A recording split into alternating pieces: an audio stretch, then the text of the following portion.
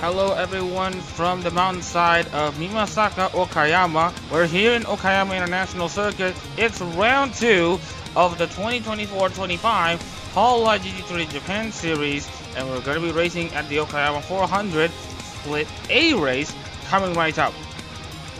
So let's take a look into the track map here. You can see the track details here. Now, if you're an American racing fan, you're gonna find out that Okayama looks a bit like Long Beach with the sweeping corners, long straights, and some technical sections here.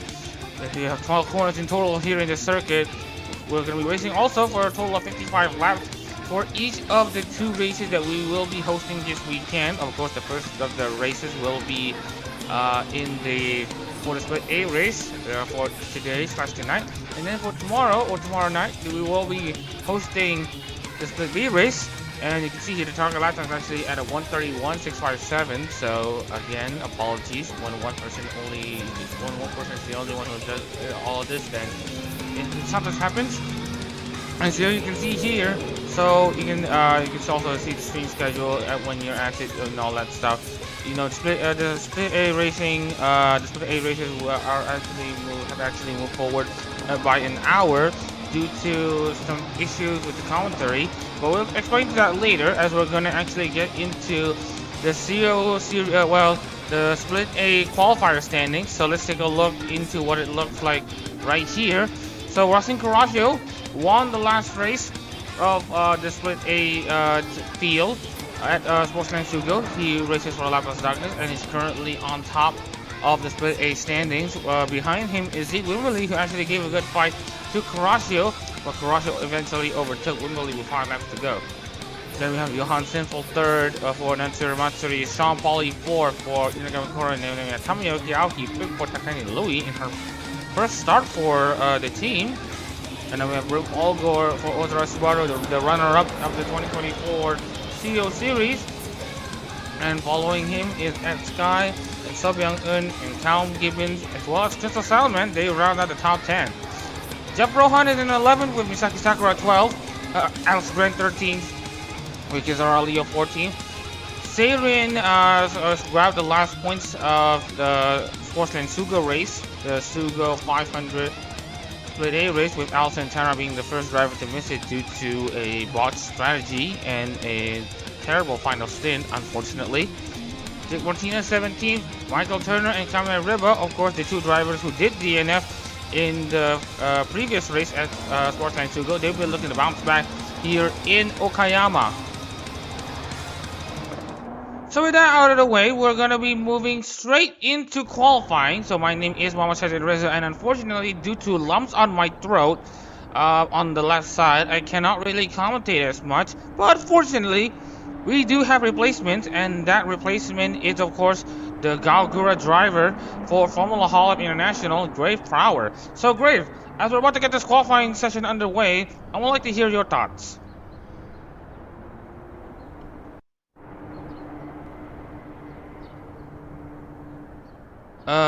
By the way, I just wanted to say this again. So again, I would like to welcome everyone to the commentary booth as we're about to get this qualifying session underway. So my name is Muhammad Shazid Reza in the commentary booth, and alongside me is of course Grave Prower. So Grave, as we're about to get this qualifying session underway, I would like to hear your thoughts.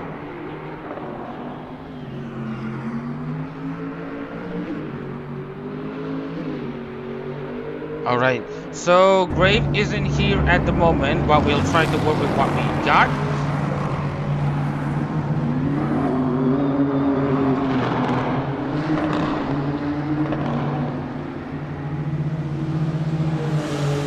So we have qualifying on at the moment here. We have Racing Coraggio, of course the first driver to get out onto the racetrack. You all got drivers like Jake Martinez trying to bounce back after a pretty heavy race that he's had in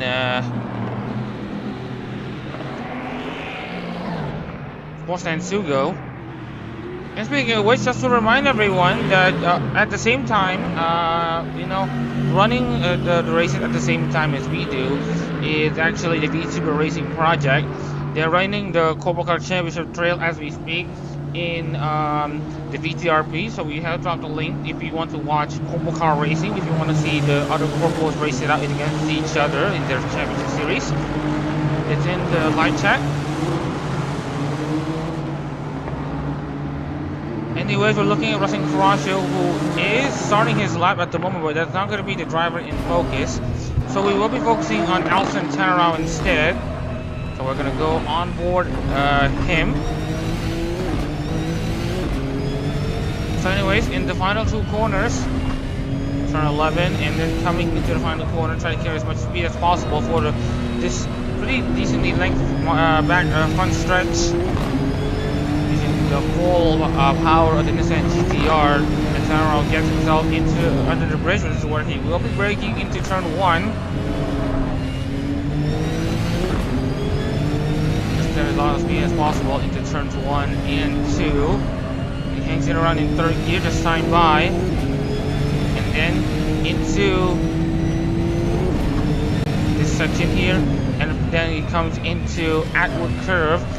A good exit in Atwood Curve will be crucial if he wants to have a great launch into essentially the back straight. And now coming into the hairpin at turn 6, or right at turn 5. And here comes the double left-handers of Revolver and Piper. He's already set the fastest mini sectors in sector 1 and the first mini sector is sector 2. So he is carrying a lot of speed here. He's having his personal best in the second sector, as we are seeing here in the bottom right of your screen. Russell Carrasco has set the provisional fastest lap of a 1:33.794. As he's now coming into Mike Knight.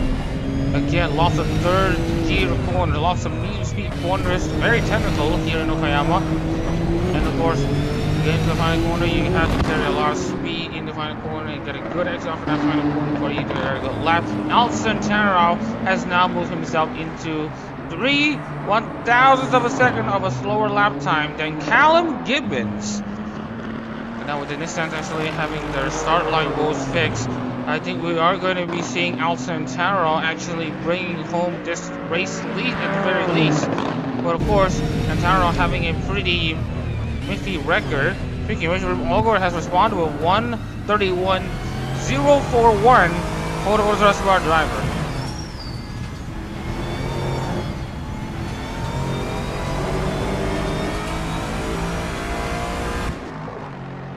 So, Greg Brower is not going to be joining us immediately. He will probably be joining us in 10 minutes as he is walking the dog.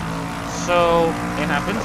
So anyways, more drivers completing their laps. Jeff Rohan is going to be next, and he will be setting a 1:33.922. Michael Turner will get himself up into second place.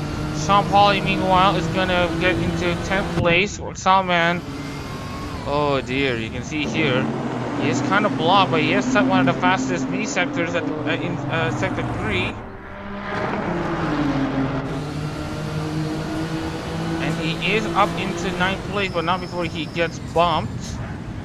Kimberly is currently in 12th place. We have a few drivers stuck in the pits at the moment. We have Kevin Riba, who hasn't actually gone out, and he still probably has troubles in his car. Another car that's currently having some trouble here is actually taking a look here. It's So Byung-eun in the Shirani Flynn number 20. And then we have Johan Sinful, who is currently stationary as well. So we have Kevin Ribo, who really needs a good result here in Okayama. He needs himself to get out now. He's not getting out again. Let's just hope that he's able to start the race. So Byung-eun having a decent run as well. Johan Sinful finishing 3rd at Okayama. Sportsline Sugo. This is a very concerning sight for some of the three drivers who are currently staying in the pits, who are still yet to have a lap time set. But Sakurasha, meanwhile, is going into the pits as we're now coming to 3 minutes to go in this qualifying session. So right now the Lexus cars are bouncing back at Okayama. This is a track where they know that they are very good at. So we have 3 Lexus cars in the top 4.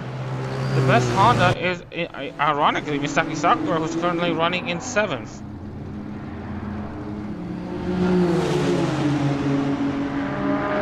No changes in the timing as we speak. It's very cold here in Okayama though. 5 degrees air temperature, 4 degrees track temps. So instead of continuing to use the usual tire, so but you can see here, tire warm-ups are going to be a contentious topic, especially racing in racing very late into the year. But essentially it's the winter months.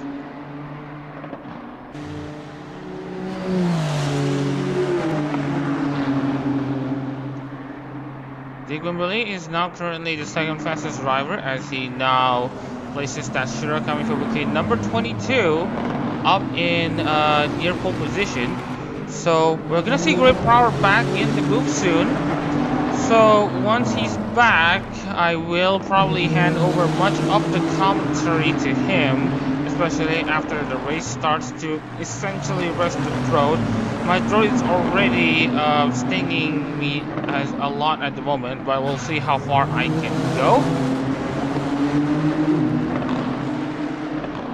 So anyways, coming to the final 2 minutes of qualifying, we are going to be taking a look into potentially some changes in the timing. As you see here, Ed Sky has already set a very good first sector.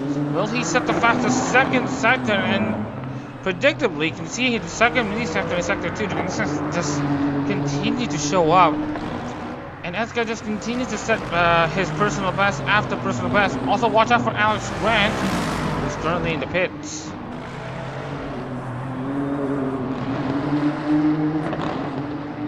My Roja driver currently running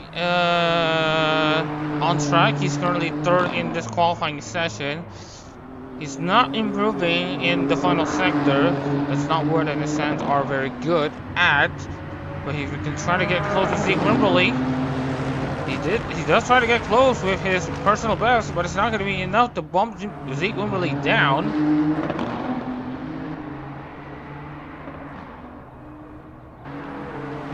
Looking into the rest of the field, Misaki Sakura continues to be the best Team Honda driver, as the Hondas actually showcase some bits of struggles with Kizaru Leo in 9th, Sakura 6th, Grant 10th, Sean Paul is in 15th, Jeff Rohan 16th, and the other Team Honda driver that is can't really tell, but it's in the split. So anyways, coming to the final 20 seconds, Sean Pauli has now set his personal best. He needs to try to get himself closer into the top 10, or better yet, get into the top 10. To better his chances of getting a good result. Rim Olgor is currently about to finish his lap here as the timer has essentially clock finished ticking, as he now sets the overall best time of 1:37.78.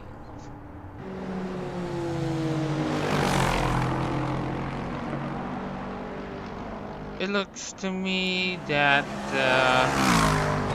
Rim Power still not arrived yet. Alex Grant is in the pit, so he won't be seeing any more time from him. So we're looking at Rustin Caraccio, who is one of the last remaining drivers to set a lap time. Tom Pauli as well.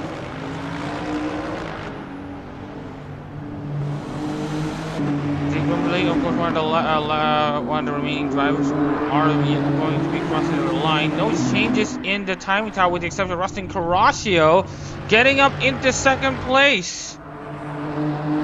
2 more drivers are about to cross the line. Michael Turner has crossed the line. He is going to start 5th, with Sean Pauli moving up into 12th, which will mean that Rim Olgor will be the last car out. And unless we have Zeke Wimberly actually challenging Rim Olgor this time, yes, it is confirmed. It's going to be Rim Olgor who will be taking pole position for Ozora Subaru here in Okayama in the Okayama 400 Split A race.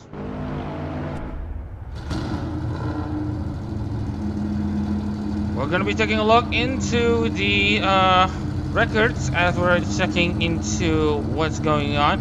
This is going to be Rim Olgor's 4th pole position in his Hololive GT3 career.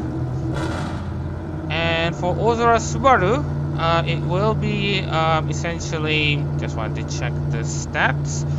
This will be Olgor's Subaru's 6th in Hololive GT3 records.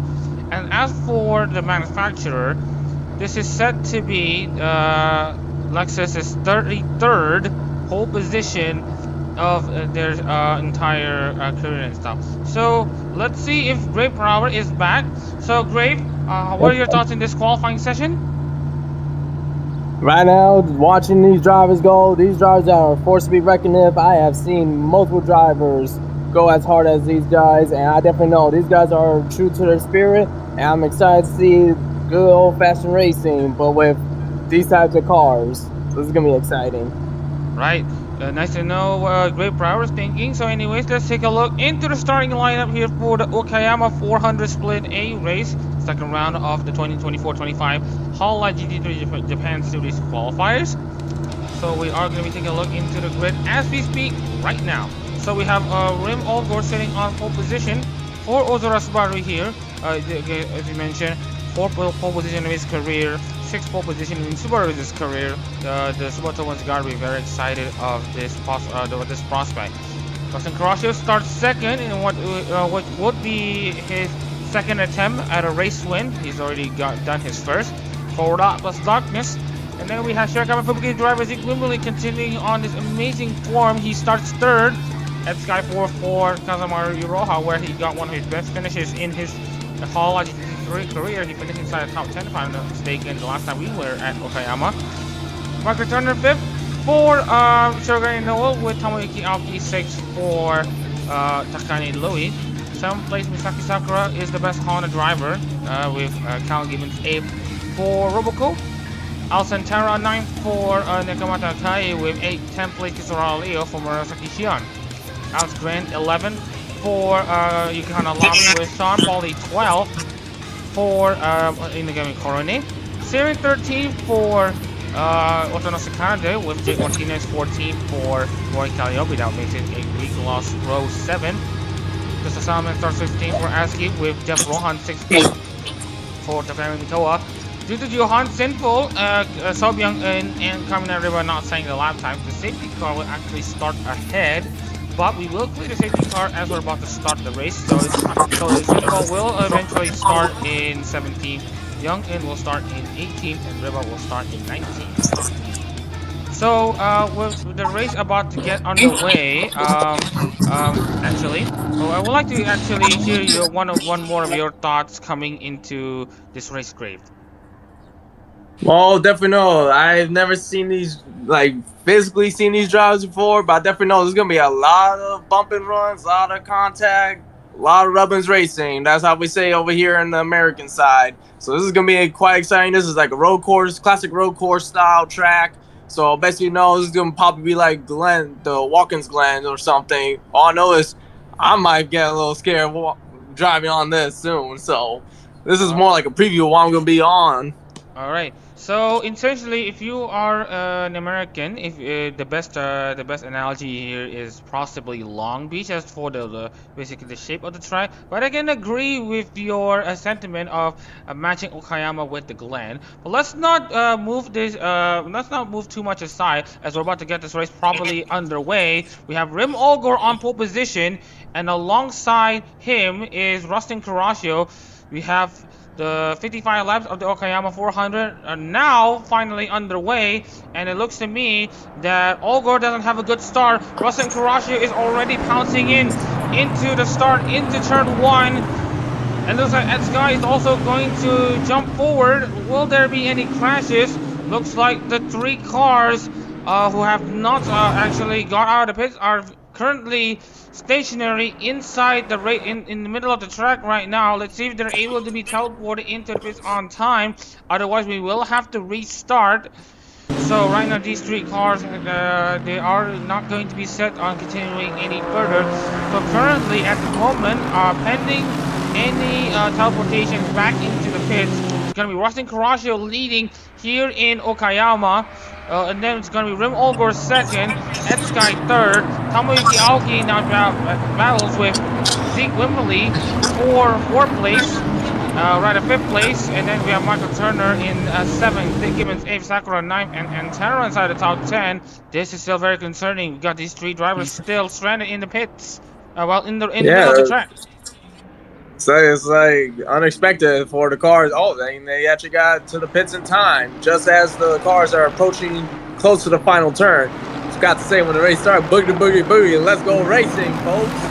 Right now, that 16 car does look mighty cool, especially as the GTRs. Ooh, those things look beautiful. Those things are fast on the straightaways, so I definitely know this is going to be interesting. Well, definitely. Oh, you can go on. Yeah, I just wanted to give a bit of an update. Rustin Carrasco now sets the fastest lap by virtue of him starting first. So we have Johansen Fo and So Byung-eun obviously not taking any further part in this race. It will be a huge blow for these three drivers, but especially for Kaminai Riba, who is currently set to DNF in the first two races of qualifiers. That is literally half of the entire season. Well, half of the entire qualified season. So that will be a huge dent in his quest to get into the CO series. Yeah, you definitely need to make sure your equipment is up and running 110%. Otherwise, it's going to cost you again. Missing one race can cost the whole season to go down the drain. And I've seen it happen before, and not being this type of sport, but I've seen it. Unfortunate for those drivers. I feel bad for them. Usually I do like to see everyone get shot at least one lap. Right now we got a good battle. The Lexus 48 car, that has been mighty interesting. That was a good turn too. And he got the GTR falling behind them. Let's see who will be able to get past this turn. Yeah, but watch out though. We have Etsky currently setting the fastest time in Sector 2. Rim Olgor is trying his best to defend though against the 16 car of Etsky. Rustin Carrasco, meanwhile, is continuing to absolutely impress in the qualifiers phase. Now, Rustin Carrasco, he made his debut in the 2024 season, and he actually won the qualifiers by a landslide. I believe he scored more than 200 points above the second place driver at the end of qualifiers. As you can see here, Carrasco continues to set the fastest lap of the race, while his rivals continue to fall down by the wayside. So anyways, as we mentioned here, Olgor is struggling.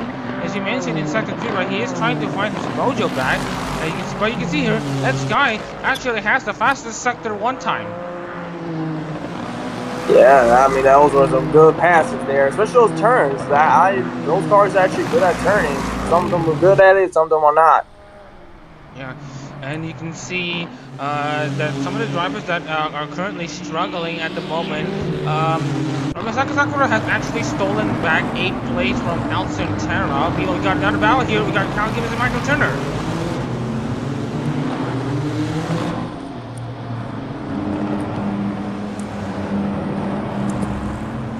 You can see how these drivers go at it between each other here. Kyle Gibbons still, you see how those battles actually progress at Revolver and Piper, and now coming into Redmond and Hobbs, they're still going side by side. Gibbons is not giving up on this position. Michael Turner, meanwhile, is currently on the charge. Michael Turner tries to go around the outside. Misaki Sakura is going to join in on the fun as well. Oh man, I could have sworn I see contact. Yeah, that looks mighty close. These drivers are driving side by side, door slamming. And you can see here, Michael Turner is now going to be on the defensive here, as he's now going to defend against a charging Misaki Sakura. Welcome back, Noah Luna. Last time we saw these two Hololive members go at it is when Luna actually became a guest for Noah's Christmas live concert. And now you can see Turner managing to defend for now. Misaki Sakura now having to watch over her rear view mirrors as Al Santana is going to charge.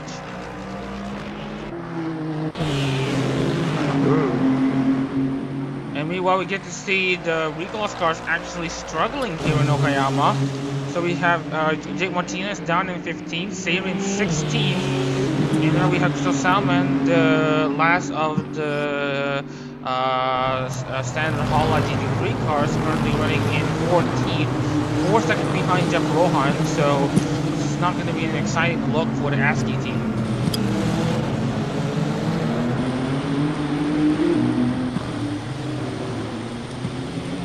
As we progress further into the race, just wanted to check on the drivers of the pit stop cycles here. So we are going to be looking into drivers pitting as early as lap 20, or rather lap 28, but we might be seeing earlier. So we have Kyle Gibbons, who will be pitting very early in this race, so he will be pitting on lap 25. So the pit stop window will be between between lap 25 and lap 40. So that is when we will be seeing a lot of pit road activity. Jake Wimberly has already set the fastest start of the race, 1:31.479. Let's see how it goes. Yeah, he's right now approaching that turn, and on that sharp turn. Oh, but so far this track has been pretty kind to these drivers, so that's definitely a good sign. It's like these drivers have been through this track before. They know how to run it. They found the line. They know the groove. They just gotta make sure they don't wreck, because otherwise they'll be out. So I think that's what happens over here. You wreck, you're retired. Is that right? Yeah. So the story goes is that actually in the CO Cup race that has happened here, at least in the Formula Hololive Japan season, in the CO Cup, which is essentially the first race that was run, the drivers were absolutely abusing the curbs at the hairpin, so much so that they essentially launched the right side of the car upwards, and that actually sent them into a roll. Unfortunately, it's already a directive for the drivers to essentially take it easy so that we get to see more cars finishing at the finish line. So at least we're seeing it right now though. 16 cars who have started this race, they are still able to essentially continue their progress as it does. So meanwhile, we're going to be explaining to you about two things here. Jake Wimberly now catching up to the rest of the field, well, top 3 that is, and also Kamine Riba, who will be affirming himself to the bottom of the split A standings, unfortunately. I mean, so far learning about this, it might be back in Daytona. I got spun. I still finished the race with a wrecked car. Like, trust me. Over here, it's like a whole different game. It's like these drivers, like, listen, you're in our territory, we're gonna race our race. So right now, that 16 car was actually doing pretty good in turns. And now we got the 22 Misaki Sakura. I forgot to remind you actually, Misaki Sakura is actually going for a pretty aggressive 2-stop strategy. So looks like we have the Himori Luna car actually going into the pit lane first. So it looks like she will try to wager that with clean air, she can actually edge ahead of her opponents by essentially trying to go for a solo lap herself without any disruption, while the other drivers are going to be stuck in traffic. So, but here's also the thing as well. Look at the estimated lap. So she's going to have to pit the same. She's going to have to pit again.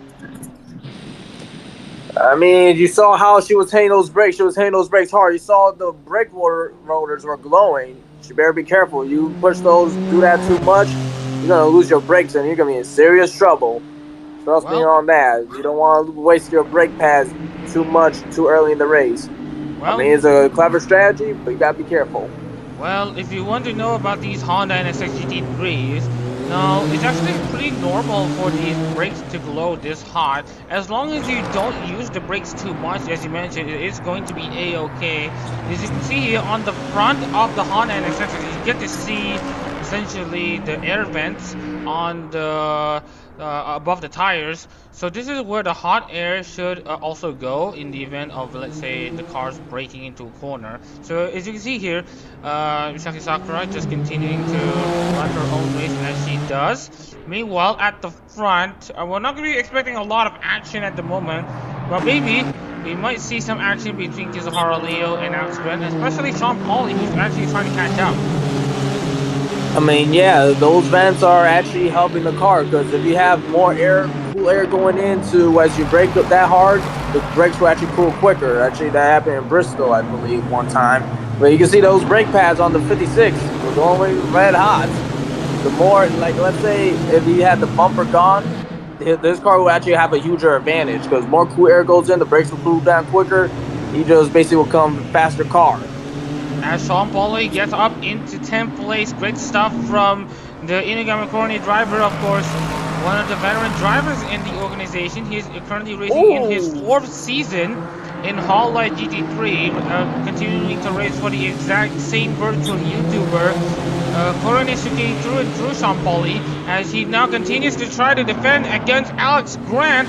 The 4 Hondas currently on the battle of their own here. Sean Bonny sticks around the inside of the final corner and has the advantage on the main straight. I mean, that car did take it too wide. He had a wider turn, but somehow he managed to still take the lead right back as they go into turn 1. The 63 is definitely probably not happy about that, so he's going to try to run harder against the other car. The 58, I believe that was. Yeah, the 56. Oh, he went in the grass. He was literally in the grass there. That 63 is pushing it hard. And meanwhile, to the Salman has been overtaken by Jake Martinez. Watch out for Jake Martinez going down the inside of Jeff Rohan there. You saw a kerfuffle there. It takes a car going off into the gravel to start off a chain reaction, and that actually puts Salman down in 14th. Jake Martinez up in position. Sean Bonny now confirming his spot inside the top 10. Oh. Right now they're all taking it really tight. They gotta be careful. If you take it too tight, you're gonna spin out, and that's gonna cause a lot of trouble. You're definitely gonna see these drivers are taking risks early in the race. You just gotta be careful. If you risk it too much, you're gonna wind up costing your race and other people's races. And I definitely know that's gonna carry on to the next race. There's gonna be a lot of angry drivers going after someone. And also definitely got a good shot there, as you saw from the inside, basically on the left front. You saw how that turn went. It was beautiful, it was good, and right now, everyone is slowly calming down a bit. We head to the next turn. We definitely got a good look at the 61 car. Definitely got that good shine to it. I think that would believe that's 5th place. That's Aoki. Yeah, Tomoyuki Aoki, who recently set the fastest lap of the race, 1:31.053 for her. So she currently has the cars of the fastest car currently out on track. So Misaki Sakura is set to pit once again, and if she does pit once again, and this will be pretty much inevitable coming into essentially the next lap, she is going to be going, she is essentially going to go down a lap, which is very much unfortunate for the Lunites watching. Another pit stop strategy mishap from the race engineer, which is not very much pleasing. But anyways, look back into the rest of the field. Just wanted to check on how the other drivers are essentially doing their stuff. So anyways, it's still going to be tight here as Salman is going to be retaking the position. Yeah, Salman is going to try to retake the position, and currently coming into the double left-handers. He is still trying to fend off actually against Jake Martinez. Jake Martinez now going to hang around the outside, coming into Redmond. I mean, so far the 12 definitely being the outside, that's kind of be a disadvantage, but you got the inside lane right after, so you have to play it smart, not be in the grass, because if you go in the grass, you're going to slow down a bit. That's what's going to give the other car the advantage to pass. Oh, watch out though, Jake Martinez is now coming into the pits though, and I also will be expecting Misaki Sakura to do the same. Meanwhile, Racing Kurasho continuing to control this race. Racing Kurasho is absolutely going to enjoy being at the front as the race continues to progress. Meanwhile, we got Kizuhara Leo also coming in. He will be filling in his car with a full tank of fuel. Same goes for Jeff Rohan and Jake Martinez. Misaki Sakura is also going to be expected to do the same, but she is staying up for one more lap. Well, right now she's trying to play it smart. You know, you definitely got that open field. You gotta worry about the other drivers, but sometimes you gotta plan smarter, and eventually you probably will try to win the race. Because if you're a lap down, you need to think of ways to get that lap back somehow. I definitely know some drivers going to pits. They're having their pit strategies on performance right now, and that was a good turn. And we got the 22 here making another good turn. Yeah. Bunch of GTRs here, man. That's what I like. I like the Nissan GTRs. It reminds me of the Skylines of Paul Walker. Rest in peace to the legend. All right. So you can understand the sentiment of why people love the Nissan GTR. It's a shame that it's going to be out of production soon. But the point is that we get to see these straight line beasts essentially battle out against each other and then some against the other manufacturers. Misaki Sakura now currently in 13th place, trying to go for one more run before she will have to make a second pit stop. Meanwhile, for the other drivers currently involved in this race, we have currently Sky being pretty slow at the moment, now trying to essentially halt the advances of Zeke Wimberly. Wimberly is actually looking for some space to overtake actually Sky, but watch out for Tomoyuki Aoki though, and she's going to make use of the draft.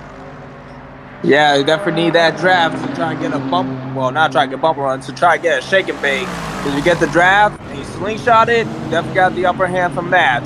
Because you also could go by a driver error that will happen. Because if a driver makes a mistake, you take advantage and take that position from them. And the 56 just exiting the pits right now. Yeah, Sean Pauly, Misaki Sakura pitting for a second time. Joseph Salman also making his move into the pits. Misaki Sakura will need to hope that the pit crews are going to be servicing her car pretty quickly when it comes to tires and fuel, because Rusty Carrascio is about to bring her a lap down. Right now that 39 has been killing it so far in this race. You got a good little lead, but you definitely know you got drivers behind him trying to take that lead from him. Definitely will be interesting to see how this plays out. And actually, so far just wanted to watch out though, actually. Russell Carrascio has actually managed to clear Misaki Sakura, and it's going to be also the case for Rim Olcor. So the battle in the top two will remain unchanged, and Misaki Sakura is now a lap down. That is for now, because remember, the leaders have yet to finish this race.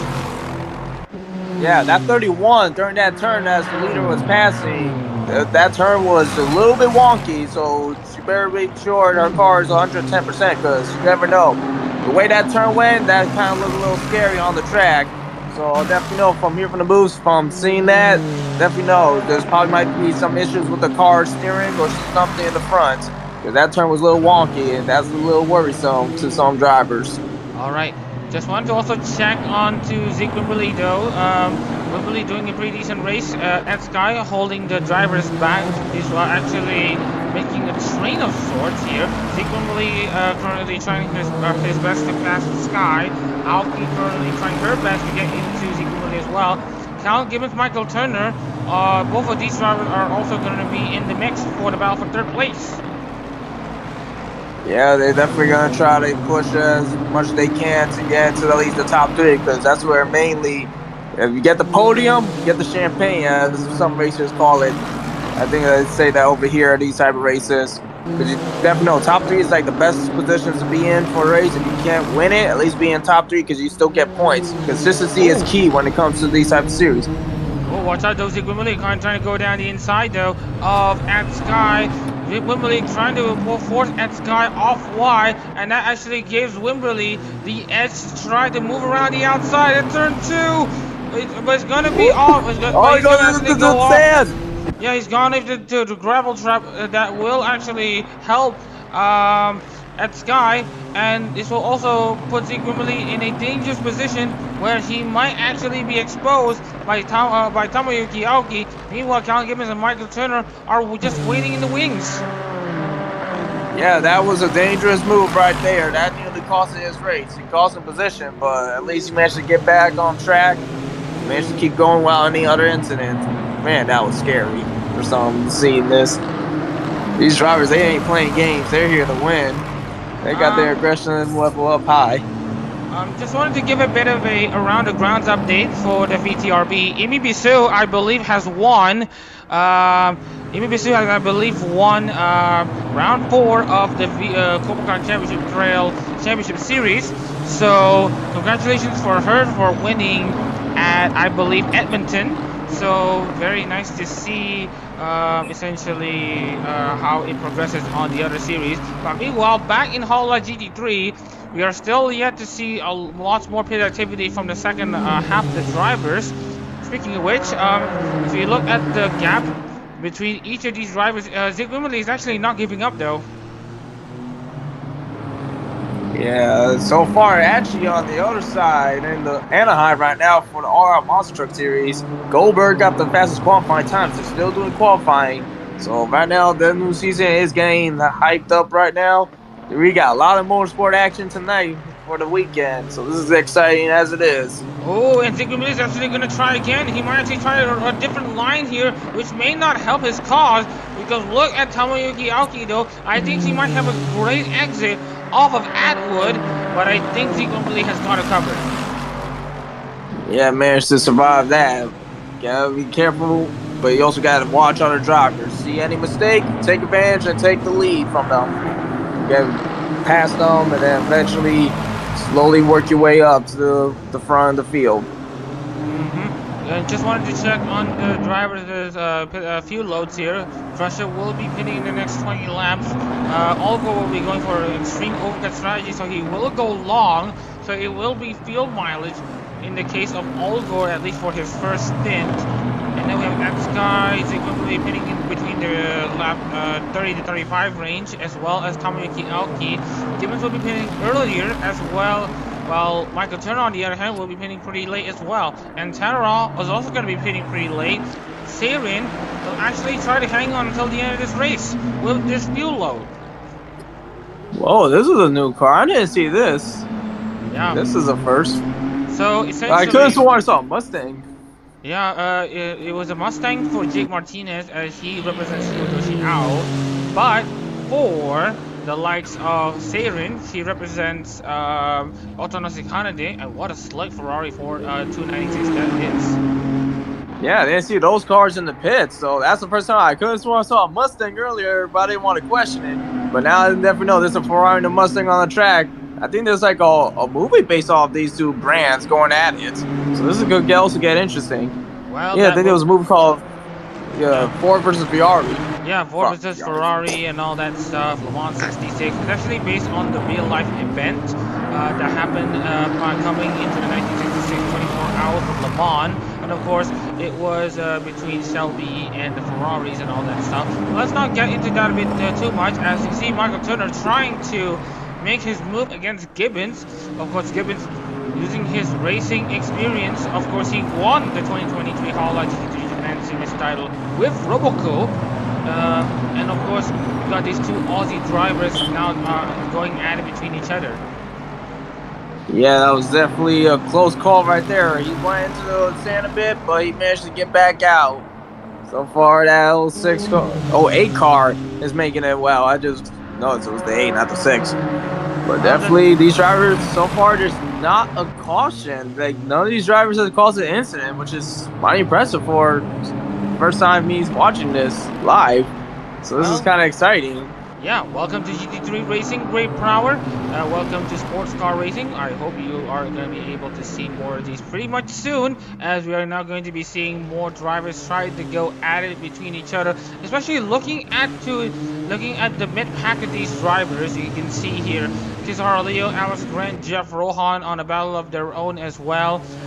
We have also Jake Martinez and Crystal Salmon on their own battles as well.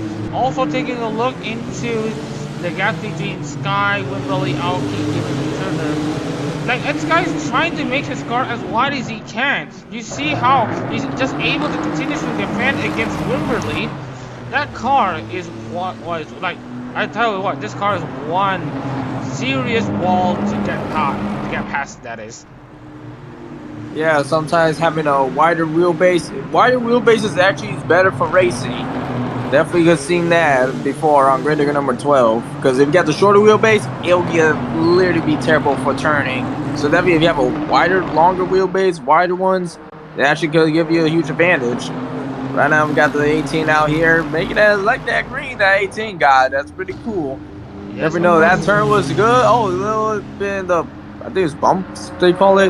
Not sure. The curbs. They went on to the curbs just a bit, but I would like to give all of you a bit of an update. So essentially, there's basically an advantage for having a longer wheelbase that essentially makes the car easier to control. But because of the longer wheelbase, the response when it comes to turning your car is actually going to be slower than when you're actually going to have a shorter wheelbase. And of course, vice versa, when you have a shorter wheelbase, you'll have a more agile car on the slope turns, but you'll have a car that's more twitchy. So you're essentially trading off one feature for another when it comes to trading off your wheelbase length. Yeah, it definitely plays a huge factor. I've seen short wheelbase kick my butt on track numerous of times in different sports. They definitely help for the short tracks. So definitely no, but having a nice medium, happy medium type of wheelbase, it'll be perfect for both most of the time. You never know. We got Lexus 64 following up on the Nissan GTRs. We got Lexus following the GTRs. Nissan better watch out. These Lexus don't like. Basically, they're trying to pass them as we go on a clean good turn. Then we see in 6th place you got the 64 car trying to find a gap, trying to find a way to pass that 5th place to get into the top 5. Definitely looks interesting right now. So right now, the advantage of the Lexus cars, as we mentioned earlier, is that the Lexus cars are very good in the corners, and of course, they pretty much a non-factor on the straight. And also, looking into how these cars perform, the Count Gibbons is going to try to find a way to weasel himself past Tomoyuki Aoki when they don't have a good run on the back straight. If they don't have a good run on the back straight, then the Lexus cars are going to be pouncing on that chance immediately. And speaking of which, at the moment, if you're a Godzilla fan, if you love Nissan GTRs, then you're going to like this fact. The Nissans currently occupy the top 5 in this race right now. The top 5 in the Okayama 400 Display A race at the moment are all Nissan drivers. Yeah, definitely no. The Nissan, these cars is going to suck when they go. And then eventually we're going to have to try and find somewhere to replace them. I mean, definitely probably think of a few cars in mind. Yeah. They're probably too old though, but they're trustworthy. I just wanted to actually give a bit of a correction though. All but one actually. Not all of it, all but one. Because remember, Rem Olga is currently running in 2nd place, and right now he's having a very good race running in 2nd and just being very consistent in his position. We just forgot that he's actually in 2nd place, but whatever. Rem Olga currently the best Lexus car at the moment, actually causing Rustin Crosschew some bits of trouble actually. He is actually keeping tabs of the race leader. I mean, right now you got that huge gap between 3rd place and where 2nd place is right now. But definitely, 1st place is definitely right around the corner, literally at this point. But we definitely know that yellow Lexus car, yeah, that car's eventually going to be catching up. We're going to see some good fights for 1st place eventually. Especially where you got that gap, you got no worries coming from behind you. Don't have to worry about what's behind you. Focus on what's in front of you. So I definitely know that Lexus is going to try his best, try her best. I don't know drivers by cars. I just know by numbers for now. But never know. That driver's going to try to take that lead. It depends on having a good run and a good turn, a good exit. That's all it depends on. Yep. So right now, we have Olgor currently running in 2nd place for Ozora Subaru, and of course, Rem Olgor currently has a very good record for him at the moment.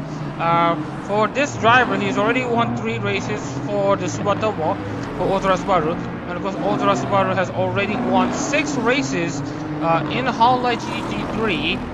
She currently equals that record with Himori Luna for most wins in the Hololive GT3 since winning the since winning the Sepang 400 in the 2024 Hololive GT3 Japan Series season, which essentially equals the VTuber wins record.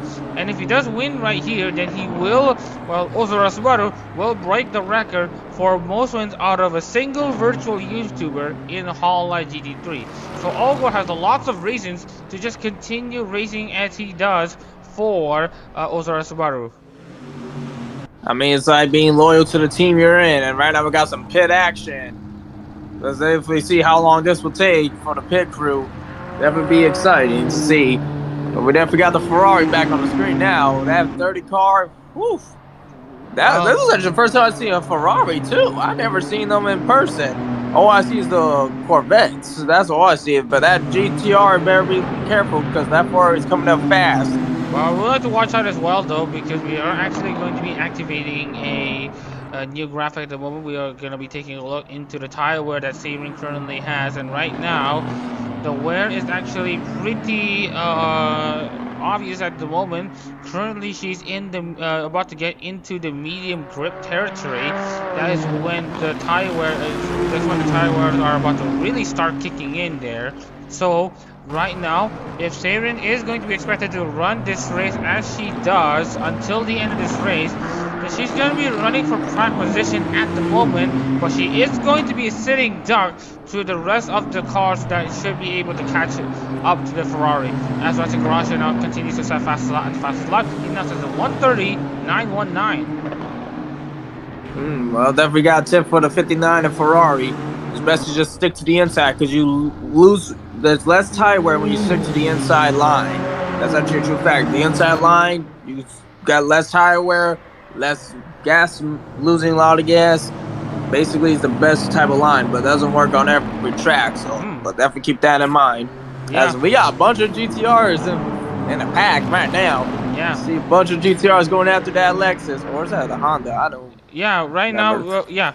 Just wanted to actually point out there, Zygmunt Wimberly has actually passed at Sky at around Mach 9 at the final corner. So right now Zygmunt Wimberly is currently your third place driver. He is going to keep tabs of Kuratio to prevent Kuratio from essentially going berserk in this split A title fight. Now, I also forget to essentially report this to everyone, but to just remind to everyone again, how qualifying for the CO Series works is that you have two splits, right? Splits A and splits B, and you need, if you want to have a guaranteed qualification to the CO Series, you need to finish top 9 in either splits A or B to essentially guarantee qualification for the CO Series, and that is after 4 races. And for essentially the 10th place drivers, the 10th place drivers are going to be measured essentially directly against each other. So if the 10th place driver in split A has more points than the 10th place driver in split B, then the split A driver in 10th place will go into the CO Series. So right now, lots of stakes are currently at hand at the moment, and at the moment right now, Russell Kuratio is still enjoying his lead at the moment, but right now he's currently being blocked by Crystal Salman, who is currently about to go a lap down. Yeah, right now the leader's about to catch up to the lap car, so we're definitely gonna probably see them. Hopefully they don't cause lap traffic, but if they do, the other drivers got a bigger shot at trying to catch up. No, third place between third and second, it's a whole backstretch apart, so this might get interesting, but I doubt that they're going to be able to catch up to the first two drivers. Unless a caution goes out, this is basically the only two drivers that are going to be in the front of the whole race. Yeah. Never know, but just like it's racing. Yeah, now we have Zeke Wimberly now trying to catch up, or rather try to pass Misaki Sakura for essentially to essentially let himself go, to essentially be free, because the slap car is actually leashing these drivers from third on back. So right now Zeke Wimberly is trying to hang on for dear life, or rather he will try to find a way past Misaki Sakura, as the rest of the drivers just continue on the race as usual. You see Russell Kuratio now absolutely struggling to pass Crystal Salman, and look at the gap between Kuratio and Olgor. Yeah, you definitely can see these two are going at it. Oh, looks like he's gonna try to make a move, but the block came in just in time to prevent to be able to pass him. So that kind of stuff, we nearly got a cool pass, but Yellow's got a good block. At least it wasn't a late block, because that would have been dangerous. Yeah, but watch out though, the gaps have absolutely closed down between Kuratio and Olgor. So Olgor is currently rubbing his palms, looking at this opportunity to get himself into the race lead. Yeah, definitely got a shot there, especially with the lap traffic. Those gotta be careful, so he'll probably take advantage and try to steal the lead. Right now, we probably might see it around close to the final corner. Like either the next corner or the final corner, you probably might see a lead change. I'm making that assumption. Hopefully, it depends on how it goes, because you don't expect anything from racing. Anything goes. anything will happen. Definitely know that lap car is definitely causing trouble to the leader. Yeah. As right now, they're getting real close to each other now. Because right now we get to see, as you mentioned there, Mike Knight and the final corner have been your focus points, and you can see here Allgore trying to have the best exit that he can at the moment, but the Nissan's straight line speed is just very, very good. Now, he really needs to hope that he can make use of possibly diving down into a corner after Kurashio gets held up by Salman even further. So right now, this is what Kurashio is hoping for. Meanwhile, Tomoyuki Aoki has now come down into pit road. Yeah, we definitely got a pit stop going on. We're gonna see how this goes. But yeah, definitely that GTR. Once the GTR hits the backstretch, that Lexus is gonna have a lot of trouble because those GTRs are powerful on the backstretch. They got the horsepower. Oh, we got that line. We got a pass lead change. But not for long though. Oh wait, but that GTR is going to take advantage because you got the lap car behind on the leader. So this might play a factor. And there's another lead change.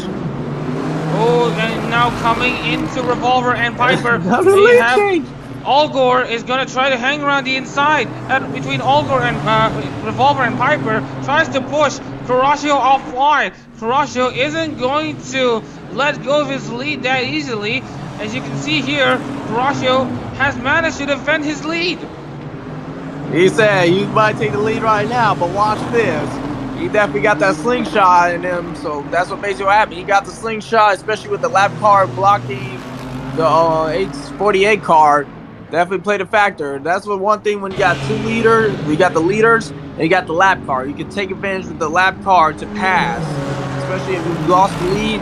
Then the leader's gonna have to deal with the lap car. It means you just go around with a slingshot.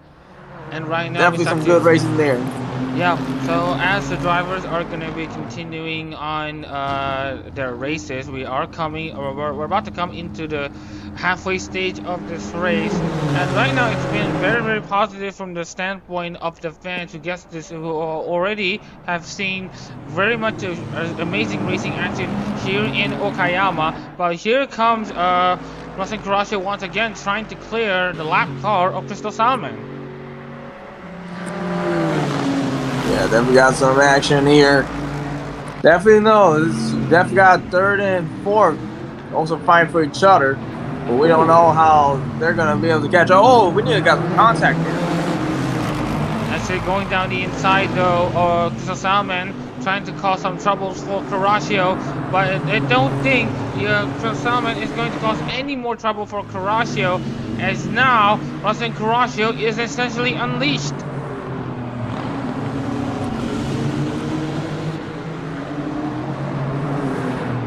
Lapa Darkness driver now currently in the lead at the moment. Rip Allgore knows that he needs to pass Crystal Salmon as soon as possible to prevent Kurashio from essentially getting away with this. But unfortunately, Salmon is actually causing a lot of trouble for Allgore.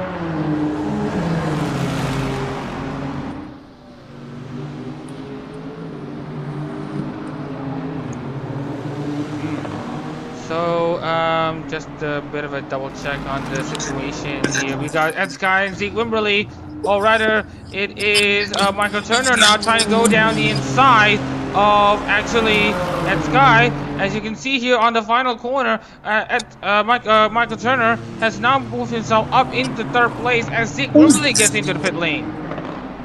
Yeah, that 08 is definitely playing with fire right now. He's going reckless now because you saw how the car just jumped up on the right side when he hit the curb. That definitely is playing factor. You can definitely tell he's not playing around now. He wouldn't basically playing reckless. You better calm down because if you play reckless too much, you're gonna wind up costing your race. Also, watch out for Zeke Wimberly though. He's essentially gone out of the pit and he now has a lot of clean air, but not for long. Tomoyuki Aoki is going to cause Zeke Wimberly a lot of trouble.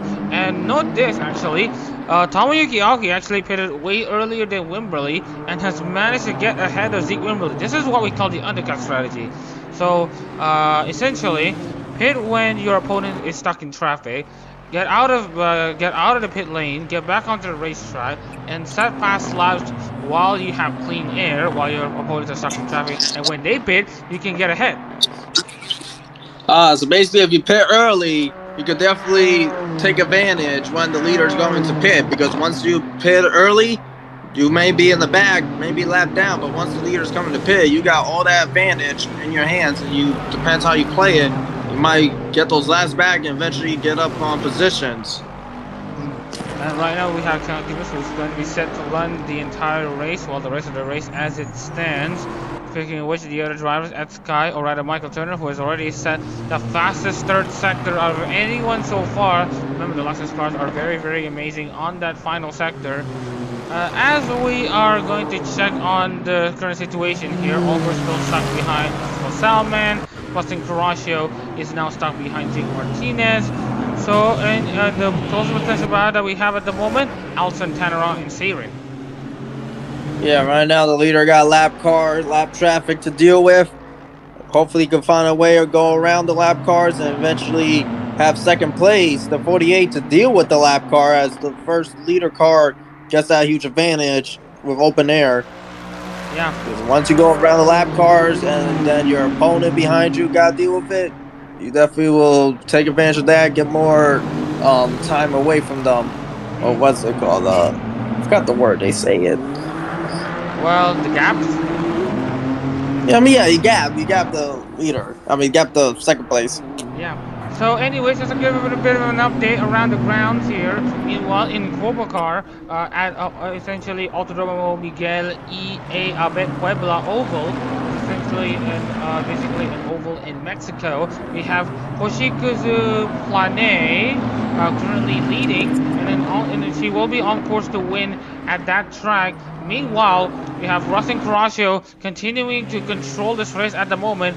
But meanwhile, the gaps are currently staying at a constant because we got two drivers stuck behind lap cars. The irony is there. It's like you got twins, next you know, you got that. So, but definitely the leader is definitely trying to pass the lap cars, trying to pass the Mustang. So we definitely got, but it's not going to do too much. You pass that Mustang, you got another lap car to deal with. But you can see here. You can see here Jake Martinez actually giving trouble to Rustin Carrasco, as Carrasco now finally gets himself clear of the lap car. Yeah, but that Mustang is still on his tail. This could be a make or break situation. Definitely going to head in lap 29 eventually. All clean laps, no incidents, so that's impressive. Well, with the exception of three cars who basically weren't able to get out of the line, Johansson, Paul Sobian, and Kamine Riba, that is. So that for them, that's a little bit of a shame. But watch out though, Rustin Carrasco is in pit road. Oh, that was short-lived. But it also could be a make-or-break situation because you definitely got the 48 who has to pit. Well, eventually we'll have to pay. Eventually we'll have to go into the pits to get a pit stop. So basically, it won't be too long. As long as you're not like a lap down, definitely still got a chance. Michael Turner will also temporarily take second place again with another fastest final sector. Meanwhile, Alson Tanneron is doing his own race at the moment. Rustin Carrasco is finally out on track. That's a very, very long pit stop there from Carrasco. Could this mean that his streak has become undone? I mean, you definitely saw the pit crew having a little issue changing the left rear tire. So I guess there probably was something wrong with the bolts or something wrong with the brake pad or the hub, and that's what probably caused them to have a longer pit stop. Or they were just making sure nothing's damaged that will cause them to retire early so they can still be in the race or try to get the lead back. Alright, so here's a bit of a fun fact for Alson Tanneron. Now for this driver who has suffered a lot of bad luck and sometimes bad performance for himself and for Nekomata Kayu, he is now trying to make amends out of every single one of the situations that he's had so far. The last time he was at Okayama, he, I believe, crashed in lap 20 plus while trying to get into pit road. He made contact with another driver, and that essentially sent him spinning into the gravel trap at the end of Mike 9, which essentially ended his race early in Okayama. But now in his he wants to end the streak of only finishing 2 races in 9 starts. He wants to make sure that he finishes in the podium in his 10th. But meanwhile, Michael Turner though, fastest lap for him so far. But definitely know that 5 car definitely reminds of a familiar legend racer, especially at the biggest race of all for 20 attempts. Yeah, this is definitely those type of situations. He definitely got the Earnhardt curse, unfortunately, where he's just getting close to at least to the win, but something happens that will cost the win in the end. But hopefully he could get his 10th attempt and win in fashion, or at least get the podium in fashion. You never know. That kid definitely got some skill. He definitely is a good driver. Just have bad timing, bad equipment, or bad moments on the track getting spun out. One of the few lowlights that he has had, of course, in Taro, of going off wide while braking into a corner at Fuji, mechanical failure in Tsukuba, multiple instances where he was involved, where he was essentially a bystander in a race-ending collision, like for example in Autopolis last year, like earlier this year, and Okayama earlier this year as well. And then other times, he was just went off by himself and all that stuff. So there's a lot of things that has went wrong for Tanara, but for now, he is currently running in 3rd place for the Onigiriya. So he is currently having a pretty positive race as far as he's concerned, but he needs to watch out though for Saban currently running in 4th. Yeah, definitely see that 5 car is definitely trying. He's definitely trying to stay ahead. At least now he's back in 3rd. But right now, he definitely got the Ferrari behind him. But right now we're at lap 31. So he definitely got halfway through the race already. You just gotta hold it on the home stretch for the rest of the race if he wants to at least get the podium. And right now the gap between Rem Olgo and Racing Crasho are currently sitting at 33 seconds. So right now, pending any serious mishaps though, it looks like Racing Crasho might still be able to actually stay on the race lead after Rem Olgo, Michael Turner, Alson Taro coming to the pits. Now here's the funny part. Here, Saren, who has already stayed out for as long as she can at the moment, is currently losing a lot of time to Racing Crasho by the laps.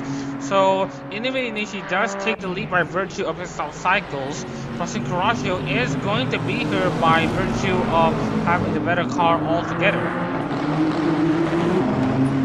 Yeah, definitely got that shot. And a lot of drivers will have a chance, especially it's been a clean race so far. No cautions, because if a caution comes out, if the wreck happens, the caution comes out, then we definitely will see everyone back in the same positions. And they all start out at the same time, so you never know. There'll be a lot of close racing. Right now, we got a lot of gap racing so far, and this is shockingly impressive. Never seen this happen in my entire racing career. Well, sometimes you got drivers who know the limits of what to do, and also the fact that Sadakosa does not have cautions or safety cars. But anyways, Rem Olgo currently continuing to stay in control of this race though, but he needs to watch out for the gap between himself and Racing Crasho, which is currently shrinking by the minute. So right now there's a lot of cause to be concerned, but as far as the protagonist in this race, this battle for the race win goes, there's still Crasho, Gibbons, Olgor, potentially Michael Turner, and Tara might just be in an outside shout to possibly get a good result here in Okayama, but we'll have to wait and see. With 32 laps of racing already coming and going, we're still taking a look though. El Santaro is still having a pretty decent lead against Sierra. Yeah, definitely. We never know the 48 car is eventually gonna have to go into pits and get pit stop, because he has not entered the pits so far in this race, if I recall. So he definitely gonna need some gas and fresh tires. But it depends if he pits now. It depends on his pit crew, how fast they react and how fast they go to eventually get him back on the track, and hopefully he still got that lead. And he will not be entering the pits. He will be continuing going. It's now there in lap 33. Oh, watch out though, Michael Turner. Marketer coming into the pits, as you can see here. Alton Tannerau also going forward as usual. Oh, and he now finally comes into the pits. His first pit stop of the year at Okayama in the Hololive GT3. Because remember, the last time he did it in Hololive GT3 right here on this track, he got spun out. So this is already a positive for Tannerau. Yeah, definitely won't be in top 3, but still got other drivers that are going to have to pit eventually. It depends on how the pit crew reacts and then eventually get the car back out on the track. And eventually, hopefully, he gets back out and gets that top 3. I'm hoping this dude breaks that streak and gets the podium. And right now, Antara is going to stay in the pit lane for as long as he can. But he is now finally out on the track. Yeah, well, he's now finally out of his pit box, so he will exit in 9th place at the very least. So whatever finish that he can muster inside the top 10, he will absolutely take it. It's like as if he's going to be winning a title. Yeah, and especially he got open, clean air, so that'll definitely pay a huge factor to him. Hopefully he will take advantage of that, get a fast line, and basically catch up to the other drivers. Definitely know he's going pretty good. 5th gear, it's going fast in those corners. Man, it's like you're late to work and you know how to get there, take shortcuts and stuff. Yeah. That's how he's driving. Well, watch out though. You also wanted to pay attention though at Sky. I believe he's already pitted. Tommy Aoki is already pitted. And then the last driver, I believe, who has yet to make a pit stop, or at least amongst those who will be making a scheduled pit stop, is currently Rem Olgor, currently inside this race lead. Meanwhile, Seirin though, I just want to give you a bit of an update and a bit of a context here. Last week, or rather last 2 weeks, we're in the Formula Hololive finale at Motegi in the Zako Cup races. She did finish 2nd for Otonose Kanade on her debut Formula Hololive race. So essentially, she's currently riding that high of that podium finish in Twin Ring Motegi here in Okayama circuit, as she now is going to try to at least bring home that podium finish for Otonose Kanade, and it will be the first podium finish for any Greek lost driver in Hololive GT3, at least for this season. Definitely never saw that. I didn't think of that. That's, well, I think that's the first time over here, first time in the booth. And definitely know that the 48 is definitely trying to catch up on the backstretch, but then again, the Lexus don't got that advantage. You got to mention the turns. And right now, Seirin is currently managing her worn-out tires very, very well, though. But remember, she has 20 laps to try to bring that Otonose Kanade number 59 to the finish line. And as you can see here, by the tire life here at the moment, her tires are really starting to wear out. Yeah, definitely gonna have to get into the pits soon, especially on lap 34. There's still a little bit of racing to go, but anything can happen. So far, Ren's catching up. But I feel like actually, for Seirin, she is going to actually try to wager that if she does stay out, she will essentially not lose time in the pit lane. However, she will lose time on track. So she is currently playing. At this moment, she is currently trying to wager that by staying out for as long as she can, yes, she will be a sitting duck between the other drivers. But if she can stay in where she is at the moment, because she's currently in a best case scenario for her to essentially continue the race as she is. Just to note that the 296 is very, very fuel efficient, so it goes with very much low amount of fuel per lap. So that's why she might be able to essentially get away with not pitting the entire race. Yeah, but you also gotta know, if you're stuck in the inside lane, you definitely will waste less gas. So definitely gotta play that factor. And that was a pretty good turn by the Ferrari. Definitely gonna try to get the win. Who knows? Right now there is 20 laps to go. They're down to their final 20. We never got 2nd place there in the corner. 2nd and 3rd are literally catching up to the Ferrari. Cal Gibbons, although just want to remind to you that Cal Gibbons is actually faster than both Seirin and Rustin Karashi. You look at his last lap, 131.278. So Cal Gibbons is already faster than Seirin by half a second, and faster than Rustin Karashi by a full second. So right now, the one thing that might actually block Gibbons from actually winning this race is Rustin Carrasco in what's currently the penultimate Hololive GT3 race of the year.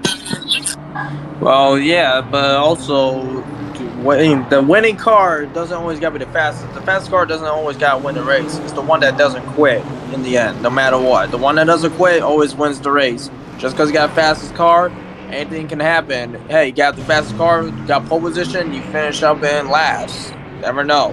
Definitely got to also not try to get too ahead of yourself and get cocky on the track. Eventually, it's going to bite you.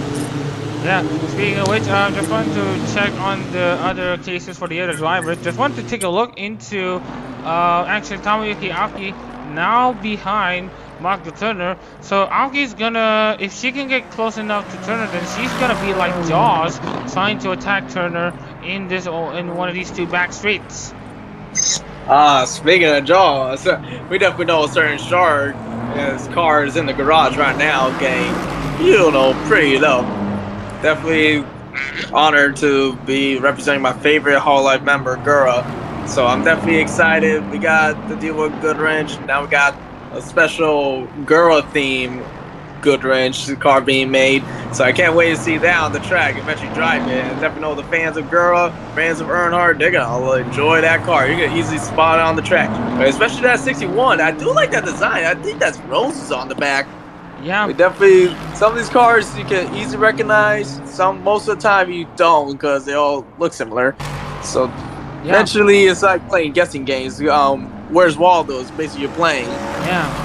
Just want to actually remind you that once again, Hololive GT3 is based on Hololive's original idle uniforms. So if you let's say in the server, there's actually a Hololive GT3 reference channel that essentially it captures the Hololive members' original uniform designs as 3D models. So you may want to check there as well if you want to essentially dissect on which member is who, because the liveries here in Hololive GT3 are directly translated from the original idle uniforms. Speaking of which, Tomoyuki Aoki is now actually slowly but surely catching up to Michael Turner. Will she make a move down the inside?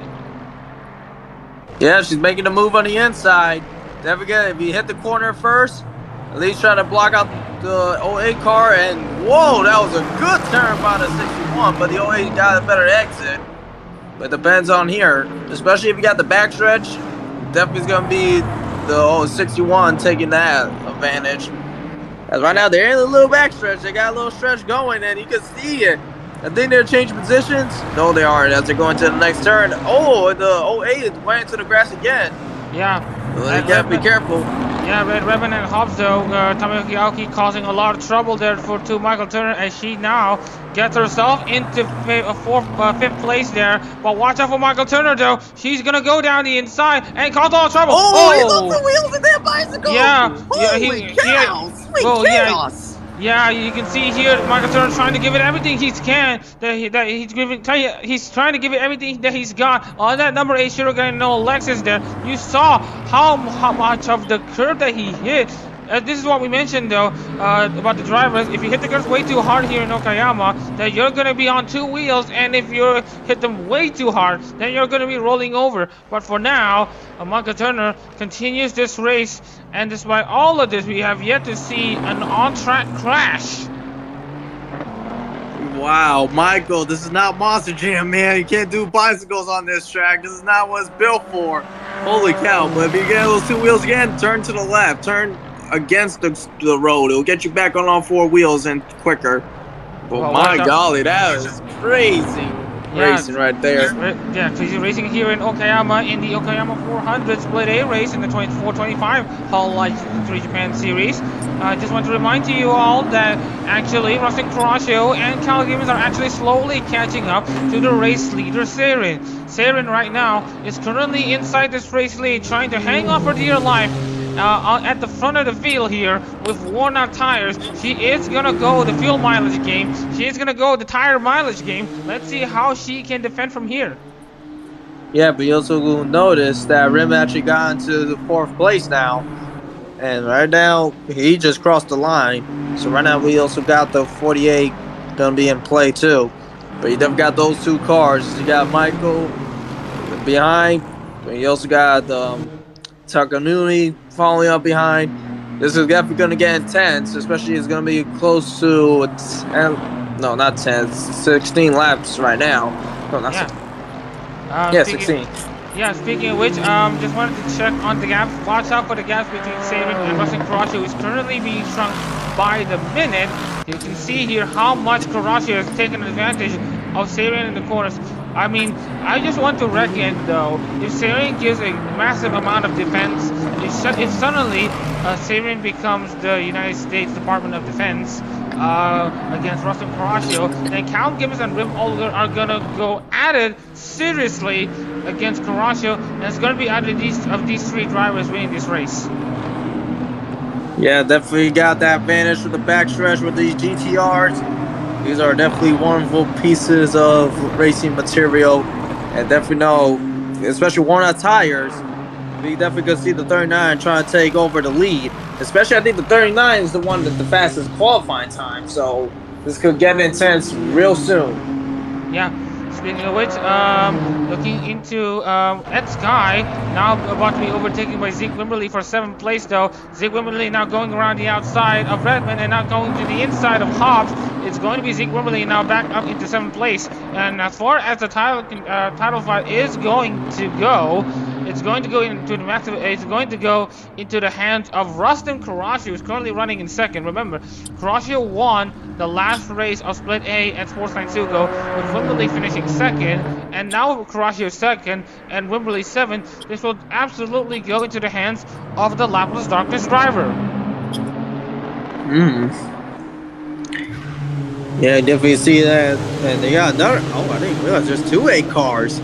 What magic is this? I didn't even know you could run the same numbers. Sometimes numbers do get confusing on the racetrack. You see this with the same digits, like you don't understand.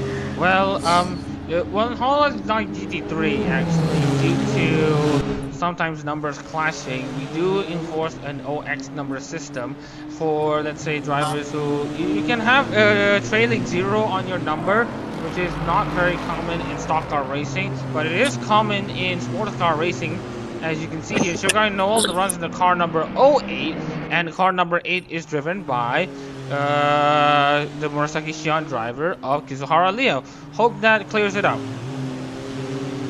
I mean, I definitely seen it happen in NASCAR. There was a car that was the 07. I think that was Richard Childress on top of that. Yeah, Clint Boyer.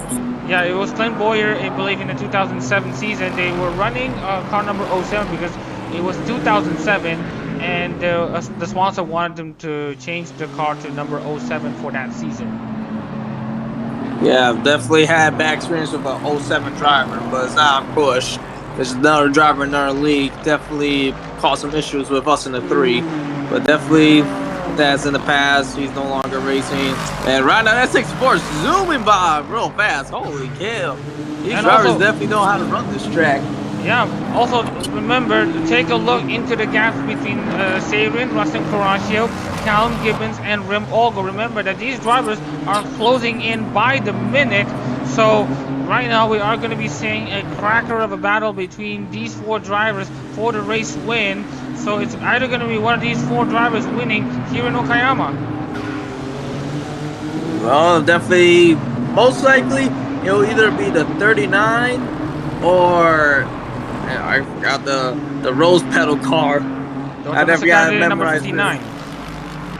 Yeah, those are my 2 bets on who's going to win the race. Because remember, that Ferrari has definitely got tire wear. Yeah, you're playing the game, but the game's eventually going to end soon.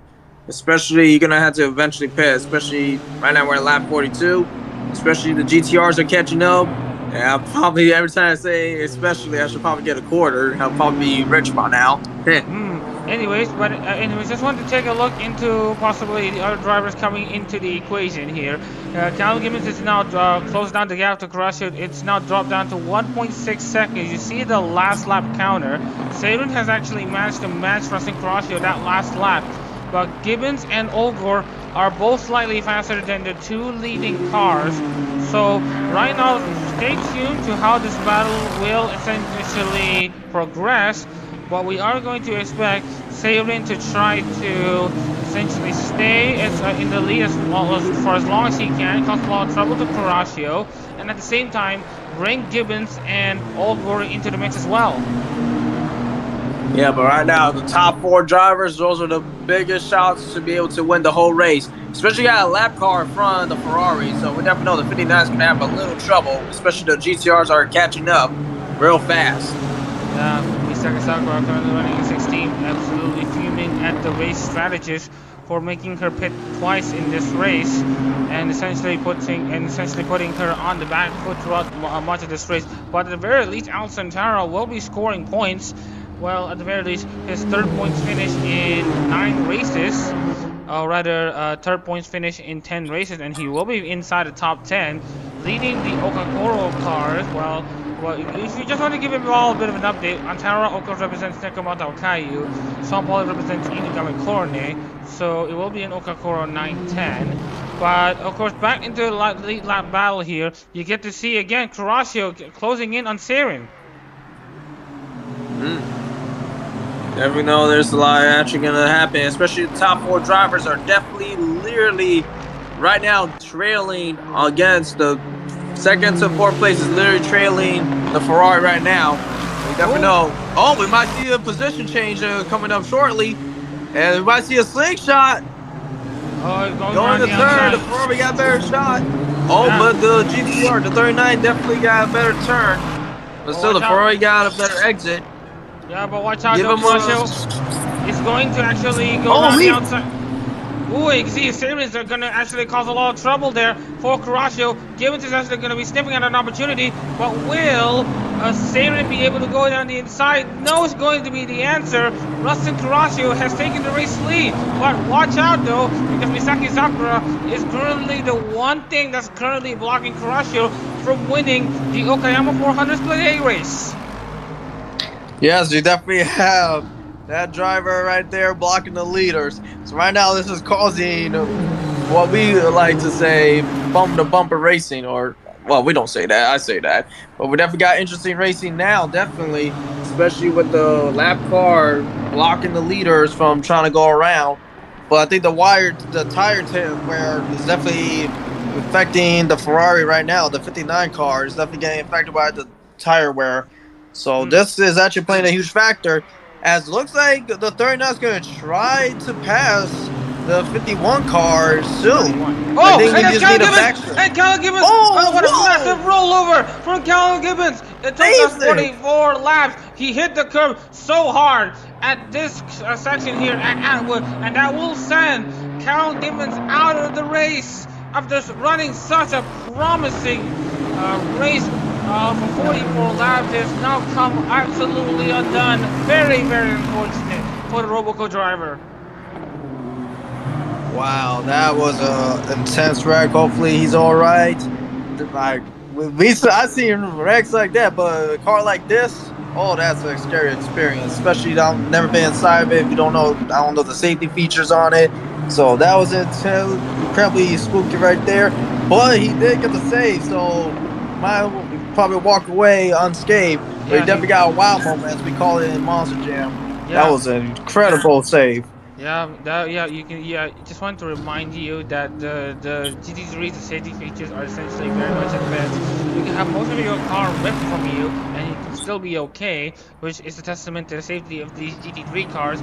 So Count Gibbons will walk out of this race unscathed, but the result, on the other hand, will not show you a pretty picture. And as you can see here, this car is currently still beat in the outside of essentially the track, so we will still be good. So no cautions at the moment. Again, cautions being an impossibility here in this Corsa. Anyways, Kurashio and Seirin are gonna go at it. Watch us, Russell Kurashio actually try to actually go around the outside of Misaki Sakura. But unfortunately, that's gonna cause a lot of trouble with Seirin, and from Olko's gonna go down into second place. Yeah, it's definitely the tire wear affecting him. That 59 car very badly. It's definitely playing a huge factor now. But I definitely know the 64, I think he had a broken axle. I saw the wheels were bent. I think there's a busted axle or something with the hub broken in there. Yeah. He's definitely going to have a lot of time at the shop. fixing that car up. And At least it's off the track. There's no caution. Oh, they're going at it. Here comes Russell Carrasco going down the outside of the 31 Humori Luna car at Hobbs, and now coming into Mike Knight. This is where there could be trouble, but there's no trouble for the Carrasco. There's no trouble for Russell Carrasco. The plusmate now controls the lead. Yeah, he definitely got that train behind him. But you can definitely see that 59 car slowly going fading in the back, especially with that rear. I think it's time to hit the pits. I know it'll probably be too late to try to get the win, but at least try to get a good position finish. So my suggestion for the Ferrari is to pit now, or you still got a shot. Eventually, you at least get a better position. Yeah, but just want to remind you that the gap between Tomoyuki Aoki is now dropped down now at 8 seconds. Gaps between Michael Turner at 17 seconds. If Sabine is going to pit right now, then she will go down into 9th place. And right now, she doesn't want to give up at least on a top 5 finish. So she is going to probably stay until the end of this race to see if she's able to essentially stay where she is inside the top 5.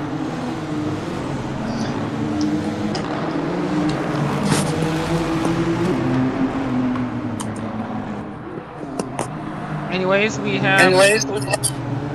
just wanted to check onto Rim Olgor, still stuck behind essentially the lap car Misaki Sakura, who's now currently inside the points as a result of Kyle Gibbons' DNF.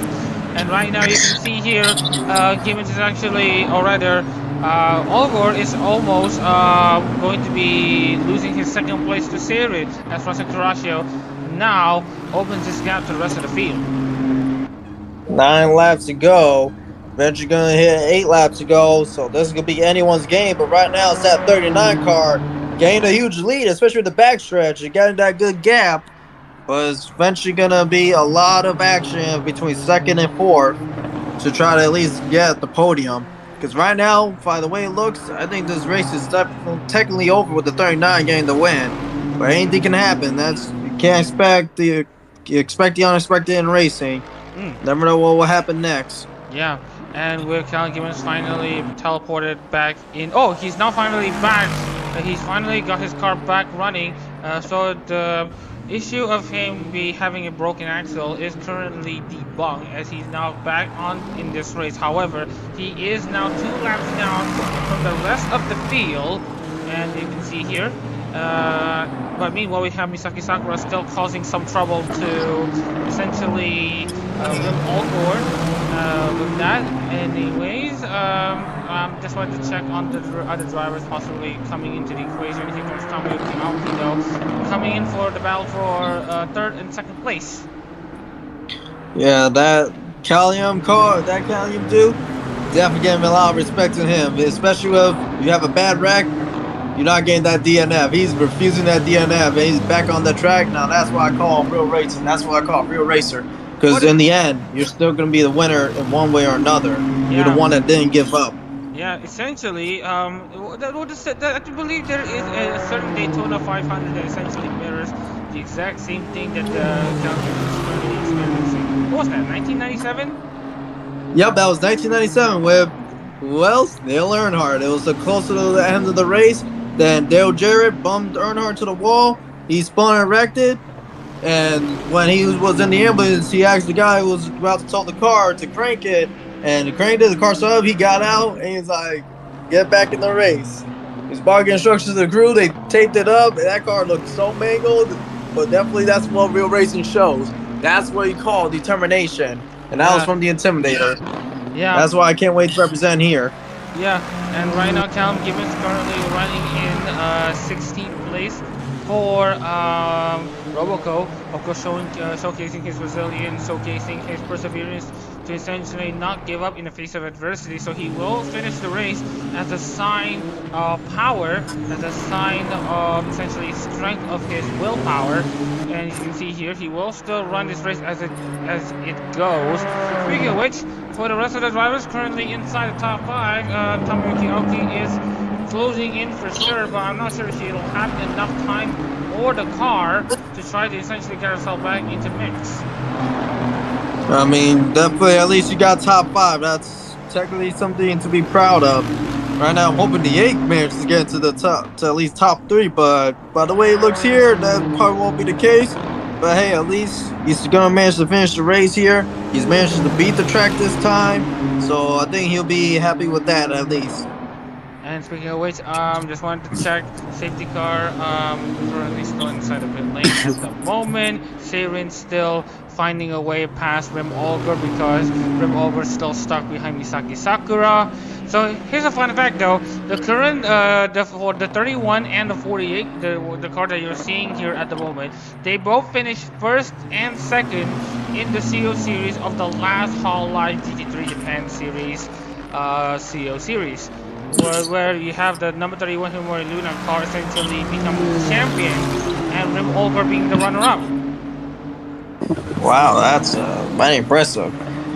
Yeah, definitely can't wait to see eventually if I face. I don't know if I face him though, but it's gonna be intense battles on that track.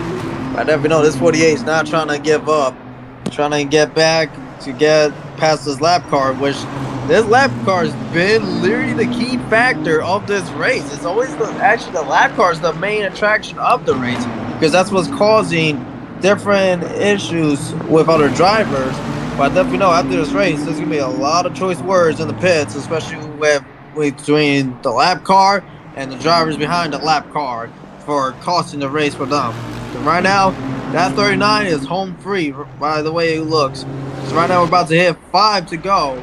Yeah, we're down to the final 5 laps. This is gonna be a 39 win, but the more entertainment is gonna be between 2nd and 4th.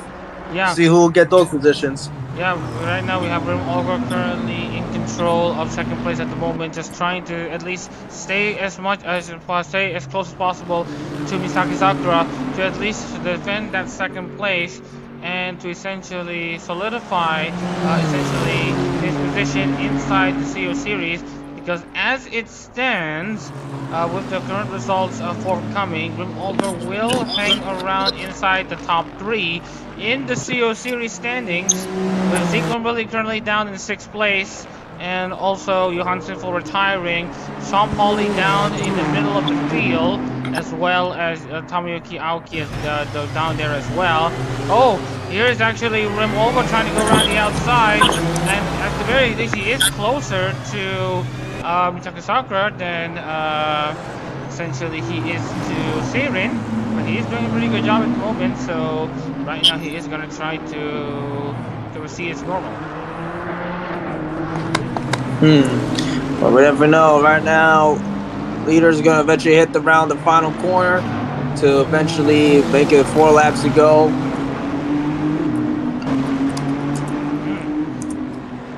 So right now we will be checking into some other battles here. Jake Martinez is actually causing some serious work onto Jeff Rohan, though. Martinez is actually also trying to give Rohan a bit of a trouble. As you can see here, Martinez actually is closing in onto Rohan in another one of these last lap battles.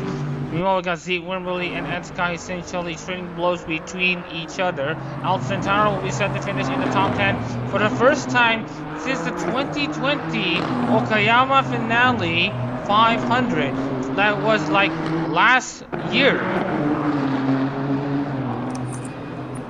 Yeah, we definitely, the determination, he's definitely trying to at least get top 5.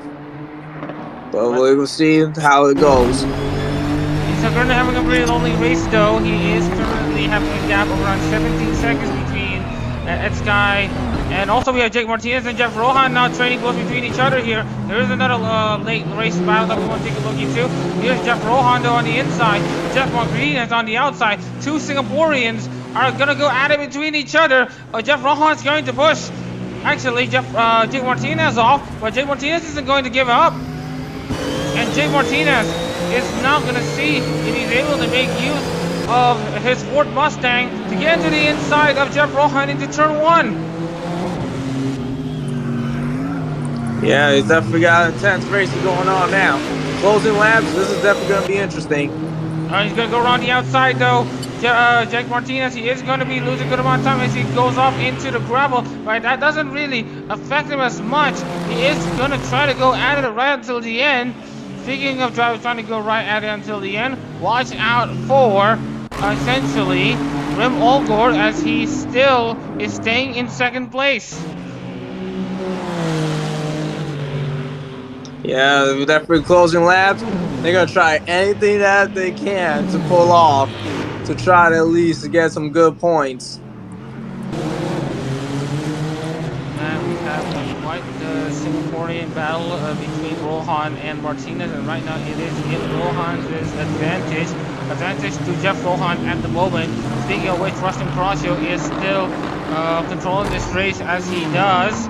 Rem Olgård, meanwhile, is still hanging around his position as we speak. Meanwhile, Saren, currently running in third, is also trying to find ways past Olgård, as Saren's going to try to see if she can find an opening for her first podium finish in Hololive GT3. Yeah, this is now game down to the wire, as we like to call it over here. This is the game really intense right now. Oh yeah, just wanted to actually note here. So here's the Google Docs. Just want to give everyone a bit of a chance here. Just wanted to remind everyone that this is also basically AI racing between AI drivers. This is to allow for essentially accessibility and inclusivity for basically AI racing for inclusivity for all the drivers.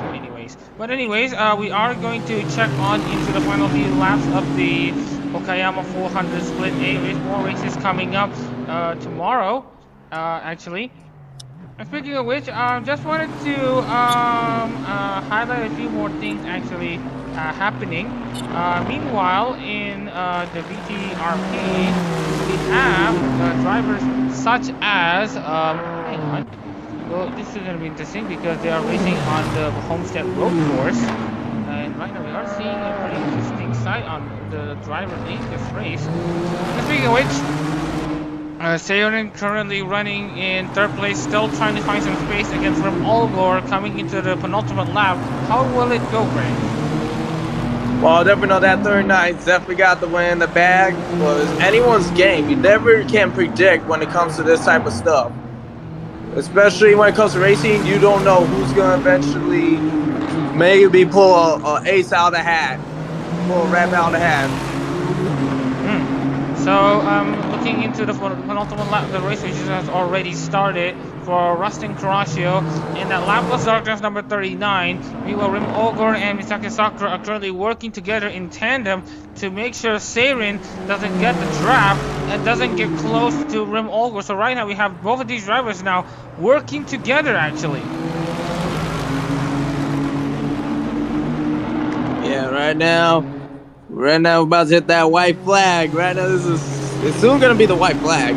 But right now, we definitely will see the second place. We still got that lap car. This is really shocking. The lap car still in effect between second and third, and it's giving the 39 the win. This is what's shocking. I never thought we'd be able to see this. This is entertaining racing. This is causing drama in the end. Yeah.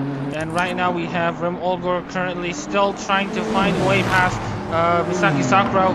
I believe she's absolutely going to be fuming at this lost opportunity to at least grab a top 5 due to the perceived ineptitude of the race engineers that gave her the wrong strategy.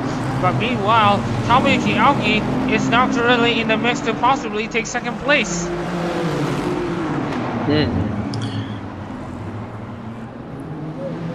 Well, we'll go to the final corner and head into the final lap. This is where anyone's game.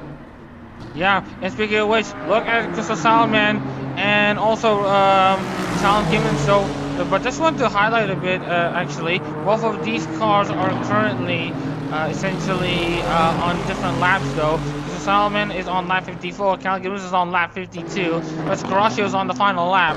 Meanwhile, we possibly might see Tomoyuki Aoki steal the final podium spot right at the death.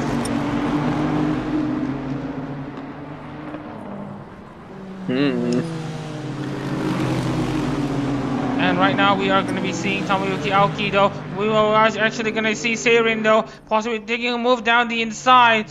But here comes essentially the battle for second place. Here's Seirin trying to go for a gung ho move around the outside. That was a bad move right there. Too wide. And that will open the door for Tomoyuki Aoki to go down the inside. And that will cost her third place. But at the very least, Seirin, given that she's going for this absolutely bold strategy, she will at the very least be in solace that she has still managed to salvage a top 5 finish. Yeah, that was mighty determination, especially when you got the tire wear and stuff. It may cost the win, but definitely still got top 5, which is impressive. But that wide turn was definitely a key factor to dropping out of the podium. Yeah, so right now we're going to welcome Russen Kurashio Mozuzuki down into the finish line, and she's going to go back-to-back in Split A. Russen Kurashio for the Plusmates at Lablas Darkness. He wins the 2024 Okayama 400 Split A race. Amazing job, amazing job. And now we are about to also welcome Rim Olgor in second place. We're also going to be welcoming Tomoyuki Aoki in third place after an amazing drive for her, which essentially sends her into the podium. This will still make it a Lexus a Nissan 1-3. The good times are going to continue flowing for Team Nissan. Yeah, man. We also just found out over at all that monster truck series, Goldberg won racing, Maximum Destruction wins freestyle. So it's definitely been a crazy night for motorsports all the way. I think you mentioned another race someone else won. Yeah, it was in the VTuber Racing project. I will check onto the results as it stands, as Santana is going to bring home his first top 10 finish since 2023. Take a bow to Al Santana. Well, definitely proud of him. He managed to beat the track that cost him last time. So once you beat the track that costed you a lot, that's actually good. So at 10 attempts, he managed to do it to get a top 10 finish. So I definitely know he's proud. His crew's proud. His crew chief's proud. His family's proud. Everyone's proud of that driver. He's definitely a fan favorite. He may not win the race, but he still won the fans. Yeah, speaking of which, more drivers finishing the race as it goes. Jeff Rohan will be the better Singaporean out of the two, as we're now finally going to make the race official. So here are the results. Russen Kurashio, your winner at Okayama in the Okayama 400 Split A race of the 24-25 Hololive GT3 Japan Series qualifiers. And then we have Rim Olgor second, Tomoyuki Aoki third, Seirin, take about her for having her best finish in Hololive GT3. She finishes fourth. Michael Turner 5th, Zeke Wimberly 6th, Ed Sky 7th, Alton Tanner 8th, Sean Pauly 9th, and Kizuhara Leo in 10th. Alex Grant 11th, Jeff Rohan 12th, Jake Martinez 13th, with Crystal Salmon 14th, Misaki Sakura in 15th. It's a shame for Callan Gibbons though. He was running on the top 3 spots before he spun out and essentially had his massive rollover. And then 17th, Johan Sinfold Sobyang in 18th, and Kaminai Riba 19th place. So with that being said, we're going to move on into the replays to check onto the incidents that have occurred. We're mostly just going to be taking a look into Callan Gibbons anyway. So, what are your thoughts? Definitely know, for the first time seeing this race live, first time in the booth, I definitely know my commentary should be a bit better. But it's been so long, like I got all that rust up there in my commentary skills.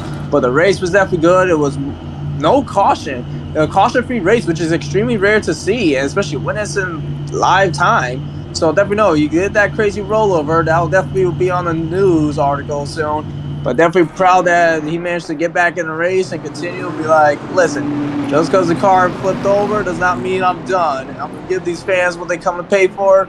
And well, wrong sport, but that's to create maximum destruction. But so here's the replay, though. Definitely show determination. Huh?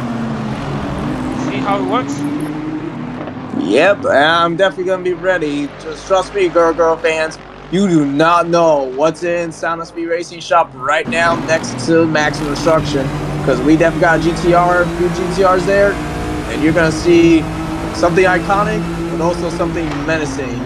You definitely know you're gonna probably be getting a lot of photos of this and definitely gonna see it. Probably see something never seen on this channel before. So I'm definitely gonna be excited to represent for the girl fans, the goobs. I'm definitely gonna be hyped for this, and I'm definitely hyped for these drivers too. I can't wait to hang out with them after this race. Especially, that was intense racing.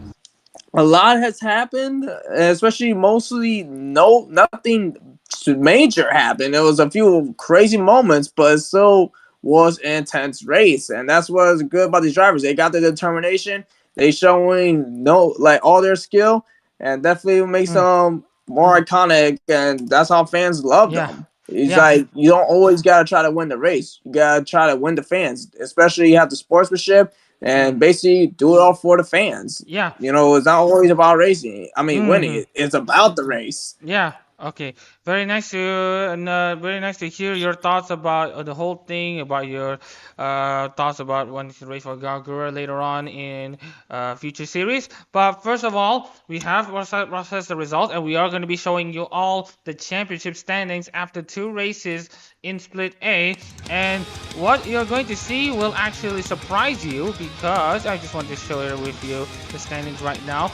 Rustin Carrasco going 2 for 2 enables him to have a pretty sizable lead in the standings to 135 points over both Zeke Wimberly and Rim Olgor, who are both tied for points. But because Zeke Wimberly got his second place first, then Rim Olgor, then Zeke Wimberly will be taking that second place. Tamayuki Aoki will have 4th place with Sean Pauli 5th. 6th place is Johan Sinful still, Ed Sky 7th, Seirin 8th, Michael Turner 9th, and So Byung-eun will hold on to that 10th place spot for now. Alson Taro goes up into 11th with Cal Gibbons 12th. And get this, it's a 3-way tiebreaker for 13th, 14th, and 15th. This is currently provisional for Nan, who actually takes 13th and 14th and 15th. Well, you can see how close the championship battle is going to be shaping up in the Split A standings. And then we have Alex Grant 16th, Isaki Sakura 17th, Jake Martinez 18th, and Kamina Riba down in 19th, not having DNF in DNS in 2 races so far. So the next race for Split A will be Autopolis. This will be in January or February, so please stay tuned to that. But for tomorrow, we'll have Split B racing, as we're about to close the stream. Grave, what are your thoughts of this race, and what are your thoughts for tomorrow? Well, definitely know tomorrow's gonna be a rough time, because I do actually have a race myself, and I'm actually leading in points. Especially my rival is 3 points behind me. Definitely know it's gonna be intense. It's gonna be crazy tomorrow. But definitely this race has definitely been amazing performance from the drivers, amazing determination from drivers. Great jobs to the pit crew, the safety crew, and just all I gotta say to the fans is drive home safe, and we'll see you next time. Hopefully, I'll be back in the booth in future events. And you know, I enjoy being here. I actually appreciate this opportunity to be here, and I really can't wait to hit the track. So I never know. To my future opponents, better be careful, because you don't want to mess with the Intimidator.